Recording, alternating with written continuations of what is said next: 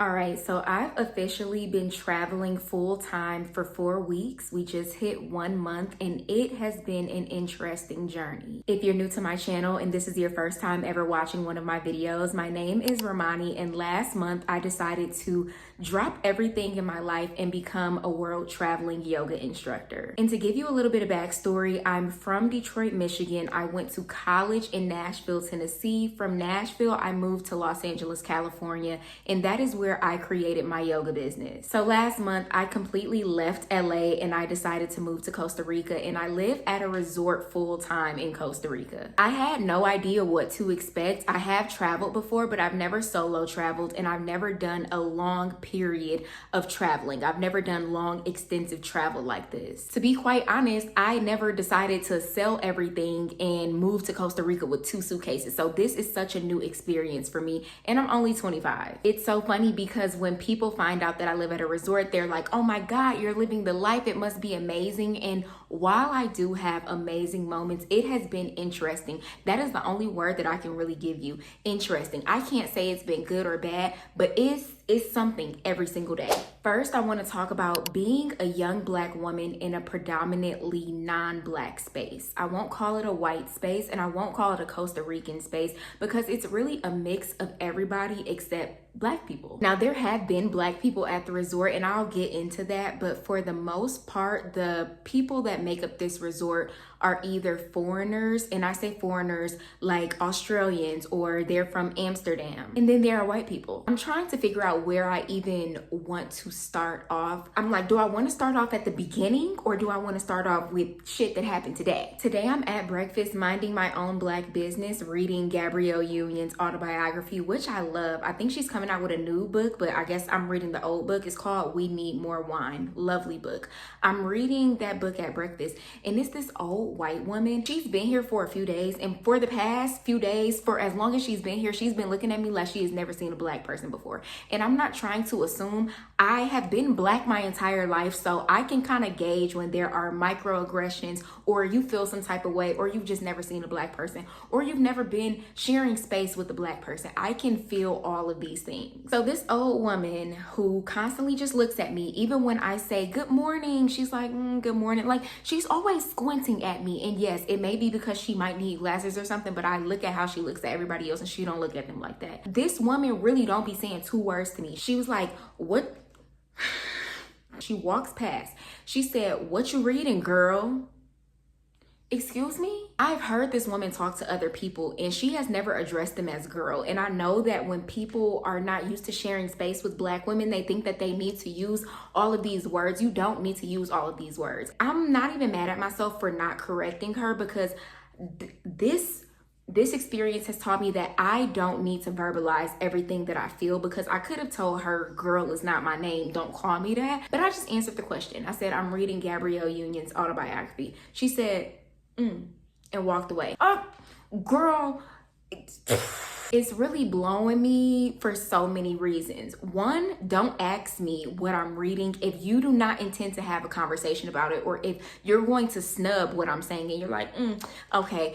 And don't call me girl. Do not call me girl unless you are Black. Unless we are friends. If we're friends and we know each other, you can call me that. Or if that's just the way that you talk, even if you are white, if that's just the way that you talk, so be it. If you're 80 years old and you're white, you don't talk like that. I know you don't talk like that, so don't talk to me like that. So that's one situation about just like how I feel as a Black woman working around white people, and the only Black staff member, obviously, because we're not in America. Most people here are, like, most of the staff here is Costa Rican. There are Black women, and they are the cooks here. Exquisite chefs, I might say, but they're also Costa Rican. So I'm like the only Black American. But even the other day when I was talking to one of the guests, another older white woman, she told me that my name was unusual.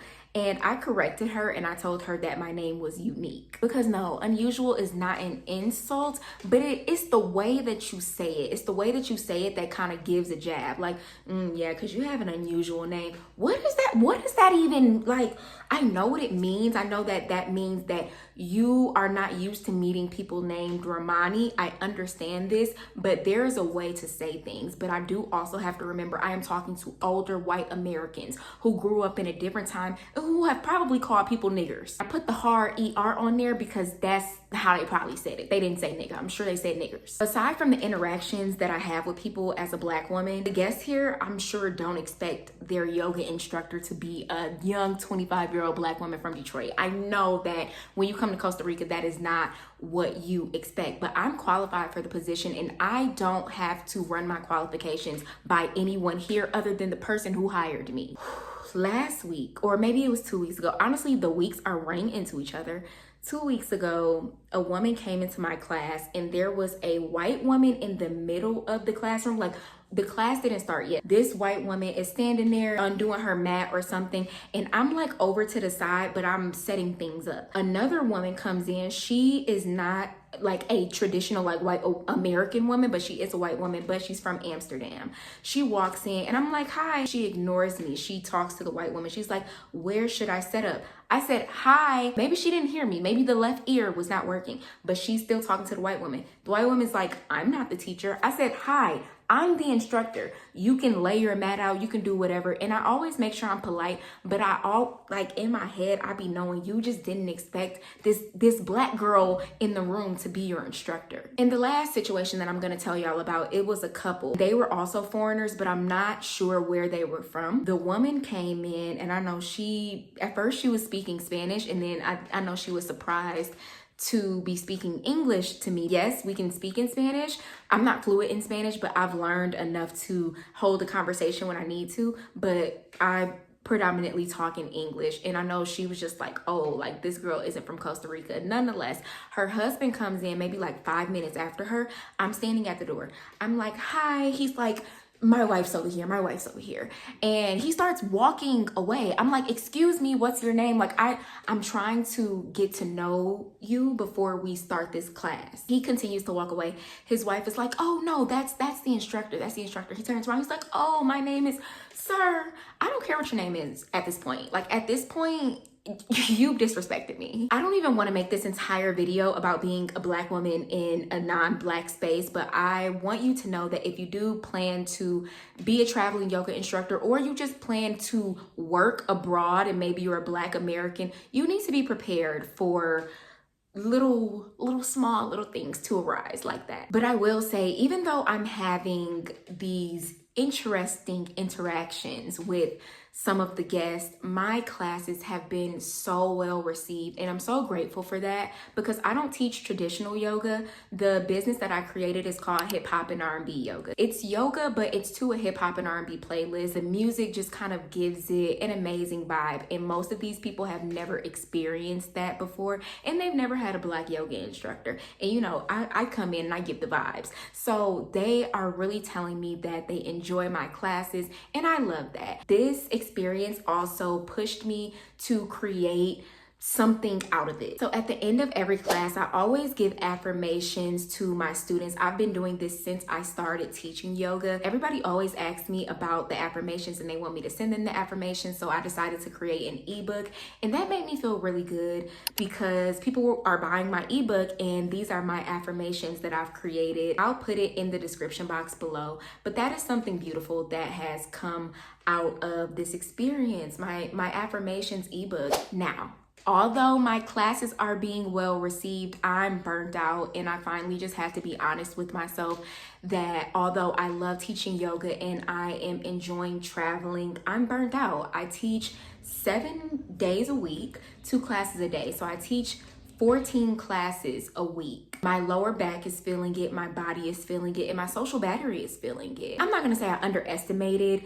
the amount that I would be interacting with people, because I knew that I would have to be on all the time because I am a staff member above anything else. So even outside of the classes, I knew that I would have to interact with people. I am extremely exhausted to the point where some days I don't even want to teach the classes. And I'm not ashamed to say that because I'm tired. I just told you I teach 14 classes a week. So many classes that I've kind of neglected myself and neglected my own physical activity. So I had to start teaching my own yoga class, like doing my own yoga practice outside of the 2 classes. So it was really starting to be 3 times a day. It was a lot. It is a lot. But luckily, this contract is up in 2 weeks. And so I've been here for 4 weeks. The contract is for 6 weeks, but there are only 2 more weeks left for my body to be feeling like this. And I'm just trying to get through it, honestly. My lower back is really hurting, and I could get a massage here, but I work at a 5-star resort. So the massages are, I don't want to say expensive, because expensive is not the word. I'm just not wanting to pay for that right now, because I know that I have to continue to travel. So I don't want to spend $300 on a massage when I may need a plane ticket out of the blue. You know what I mean? Like, I have to be mindful of, situations and emergencies that could come up, and I don't want to squander my money on a massage. But when I travel outside of here, after these 2 weeks, I am definitely going to get a massage. And living at a resort is fun. I won't say fun because this specific resort is very much like wellness, peaceful, but it has been an enjoyable experience. I really enjoy being taken care of. I love not having to think. Yes, I do have bills. So I have my credit card bills and maybe bills that I racked up before I started traveling. But as far as rent, I don't have that. And I don't have my car bill, because y'all know my car bill was getting on my last nerve.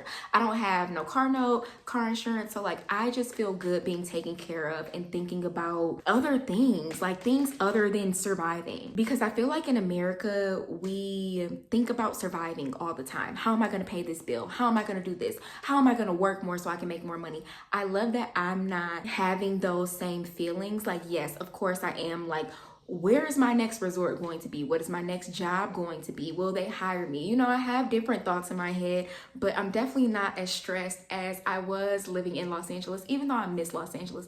I love living in LA. I don't care what anybody says. LA is like one of the best cities in the world. If I do go back to America, I definitely plan to live in LA. I just don't have the same stresses that I had before. But I will say I have grown tired of this specific resort, mainly because I live on top of a mountain, which means I can't just walk to the store. I can't just walk to the beach. The nearest beach is what am I trying to say? The nearest beach is an hour and a half away. I was able to go to the beach once. The one time that I did get off this resort, I was able to go to the beach. Living in LA, I'm used to going to the beach constantly. So this taught me to be mindful about the location that I do choose for my next job, just because I don't want to be on a mountain. The forest is nice, the rainforest is nice, but I'm a girl who needs to be next to the water, and I'm not talking about a lake or a river. I need to be next to the ocean.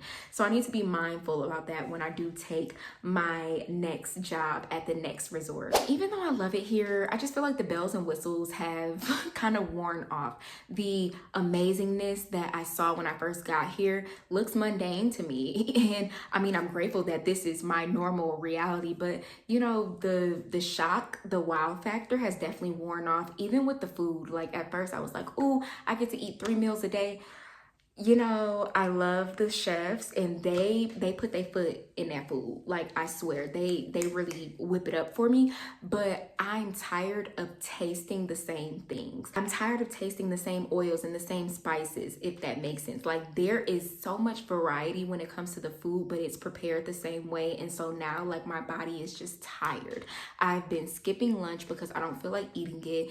I've been like half-ass eating my breakfast. I always enjoy dinner because it reminds me of like an American dinner. There's protein, I usually get fish, and then there's vegetables and like some type of starch. So I always enjoy that, but everything else is just kind of starting to get on my nerves. And right now I'm on my menstrual cycle, and I know that is contributing to me being in such a shitty mood. That mixed with being burnt out, it just is not a good feeling. Like, having your cycle and your hormones moving, and then being in in the same space every single day on top of a mountain, it makes you want to go crazy. And then having to deal with people saying that your name is unusual, like just dealing with different things is pissing me off. But I know that it's pissing me off way more because I'm on my period. But luckily, I've been meditating every single day. That's what I truly enjoy about being a yoga instructor. We have the tools to self-regulate and self-soothe. So does everybody. But as a yoga instructor, since I have to teach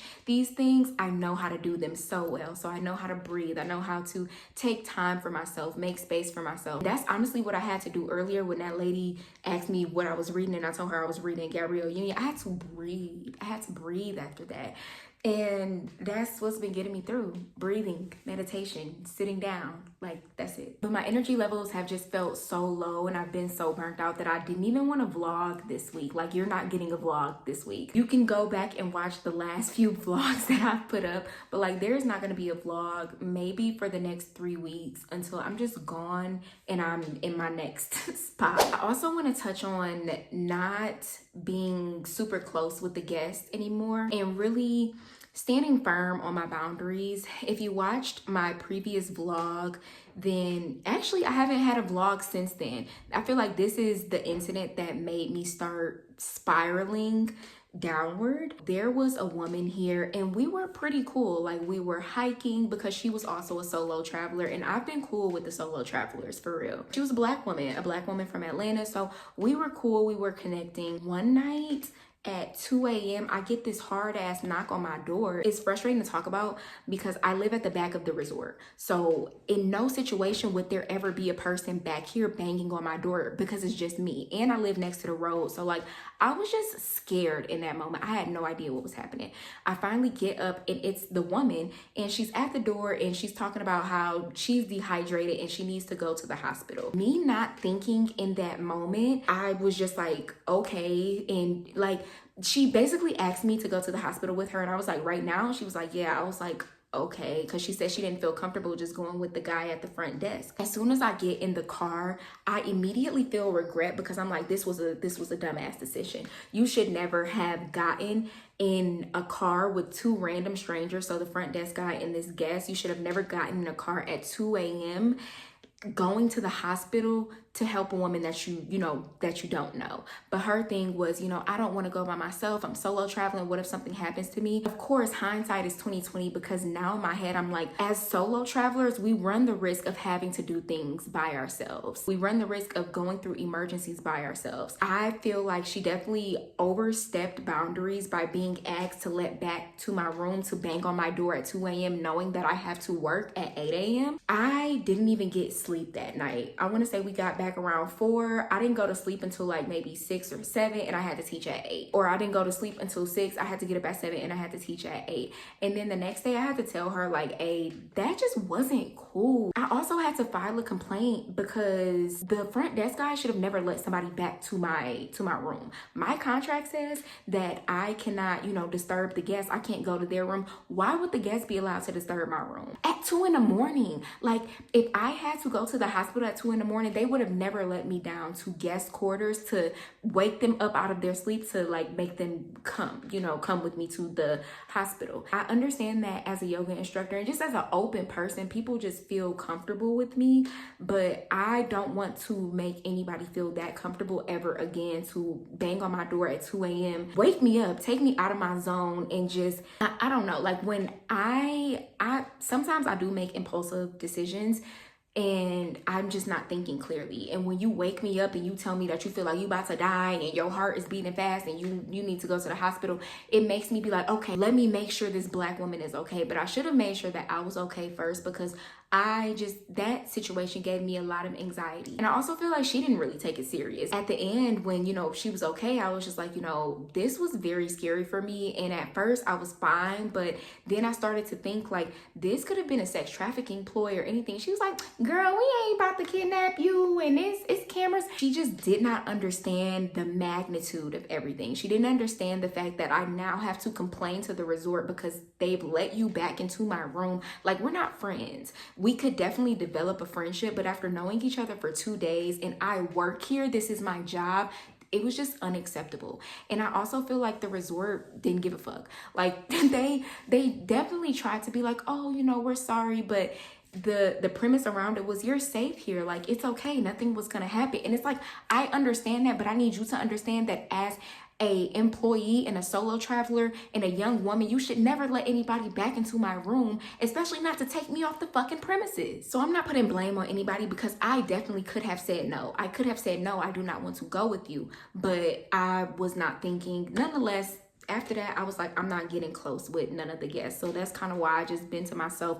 Also because I'm on my period and I just been moody. I've just been moody being stuck on a fucking resort. And the only time that I got off was at 2 a.m. to take somebody to the hospital, and I was scared the whole time. But that same week, I actually did get off the resort because it was some more Black women here, and I actually rock with them, because at first I was like, nope, I'm not talking to anybody. But they came to my yoga class and we ended up eating breakfast, and they like, girl, we going to the beach. That was my first time being off the resort since I had to go to the hospital. But since I had got here, like, and that was at week 3, so I hadn't been off the resort in 21 days. That made me feel a lot better, and it made me feel like, okay, I don't have to completely cut myself off from the guests, but I definitely do need to stand firm in my boundaries. And I know that whenever I do go to another resort, I can still develop relationships with the guests, but under no circumstances will I leave with them, you know, at 2 in the morning, or under no circumstances will they be allowed, you know, to bang on my door. And I'm going to make that very clear to the staff members at the next resort that I go to. And I'm excited for the next resort that I go to because it will be in Costa Rica. I think it'll give me a chance to explore because it is near the ocean. It's not on a mountain. Like, yes, I definitely appreciated this time here, and I definitely feel like it gave Costa Rica, but I didn't really explore Costa Rica because I've been on this mountain. It's not as easy to get up and go down, and I have to teach throughout the day, so I don't want to be gone when I need to teach, and so I've just decided to stay up here. My next resort, I'm so excited because I'll get to explore, and I'll get to actually feel like I've moved abroad. Right now, I don't really feel like I've moved abroad. I feel like I've been at a fucking hotel for the past 4 weeks. A nice hotel, but a hotel nonetheless. So I am excited for the next, the next chapter, and to see where this will go. So like I said, I have 2 more weeks here. I'm probably not gonna vlog. You're not gonna get a vlog out of me because I've been doing the same things and I don't feel like recording the same things. The next places that I am going, I'm excited to show you those. If you made it this far in the video, make sure you leave me a brown heart in the comments. In the comments, let me know where are some good places that I could travel to teach yoga, or not even to teach yoga, but like, where should I travel to? Where have you traveled to that you just absolutely loved, whether it was Barbados or Nicaragua? Like, nothing is off limits. Even Greece or Italy, like, nothing is off limits. Let me know your experiences. Let me know some pros and cons of being there, and maybe I'll check those places out too. Okay, we have 2 more weeks here. Y'all pray for me. Y'all pray for this experience. Pray. Just pray over my entire being, because it's a lot to deal with. Oh, I did want to talk about this before I leave. I feel like I've grown so much. This period of basically solitude has been so good for me. I'm used to seeing my friends. I'm used to just always seeing people. So this period of my life, this period of my 20s has really been transformational. Yes, I've been experiencing a lot, but I've been reading so many books that have just changed my mind. One of the books that I read was The 7 Husbands of Evelyn Hugo. That book gave me all the feels, but it showed me that as a woman, you have to ask for what you want, be unapologetic about who you are, and just do what you want, and don't ask for permission, and like really push the envelope, push your boundaries, live the life that you truly want to live and have no regrets. I've been reading a lot of books, even the Gabrielle Union autobiography. It's just been showing me so much. And so having the chance to read full time and having the chance to journal my thoughts and just sit with myself has been really transformational. And I definitely recommend it to anybody who has the opportunity. Take some time to yourself, even if it's 5 minutes, even if it's 10 minutes. In my case, it's been 4 weeks. The longer, the better. You might feel lonely, and of course, you're gonna experience some stuff, but this period of solitude has been much needed, and I'm so excited to go back into society after this because I feel like I'm a different person. I feel like I've been talking your ear off. Thank you so much for watching this video, and I will see you in my next video.